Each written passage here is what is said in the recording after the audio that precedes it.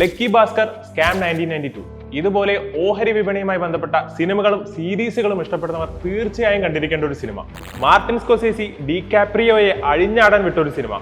Must watch സിനിമകളിൽ movie GPT എന്ന് പറയുന്നത് the wolf of the wall സ്ട്രീറ്റിനെ കുറിച്ചാണ്. അമേരിക്കയിലെ കുപ്രസിദ്ധ ബിസിനസ്സുകാരനായ ജോർഡാൻ ബെൽഫോർട്ടിന്റെ ജീവിതകഥ ആസ്പദമാക്കിയിട്ടുള്ള സിനിമയാണിത്. ഓഹരി വിപണിയിൽ ഒരു സാധാരണ ബ്രോക്കറായി തുടങ്ങി വെറും 26 വയസ്സിനുള്ളിൽ മില്യൺ കണക്കിന് ഡോളറുകൾ ഉണ്ടാക്കി വോൾ സ്ട്രീറ്റിലെ ഒരേ ഒരു ചെന്നായിയായി മാറിയ കഥ. ട്രാൻസിൽ ഫഹദ് ഫാസിൽ അഴിഞ്ഞാടിയ പോലെ അഭിനേതാക്കളെ അഴിഞ്ഞാടാൻ വിട്ടിരിക്കുകയാണ് ഈ സിനിമയിൽ, പ്രത്യേകിച്ച് ഡികാപ്രിയോയെ.